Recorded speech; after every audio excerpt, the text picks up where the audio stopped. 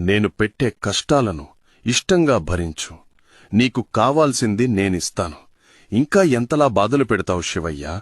ఇప్పటికే అలసిపోయాను, ఇంకా నేను భరించలేను అని అంటావా? ఎప్పుడైతే నీకు బ్రతుకు విలువ, జీవితం విలువ, కన్నీళ్ల విలువ, కష్టం విలువ, సంతోషం విలువ, బాధ్యత విలువ, బంధం విలువ తెలిసి వస్తాయో అప్పుడు నువ్వు అడిగింది నీకిస్తాను. నేను నీకిచ్చిన దాన్ని జాగ్రత్తగా చూసుకుంటావో లేదో నాకు తెలియాలి కదా. అందుకే ఇన్ని పరీక్షలు పెడతాను.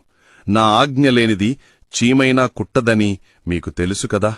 మరింకెందుకీ అలకా దిగులు? నీ జీవితాన్ని మంచిగా తీర్చిదిద్దుతాను.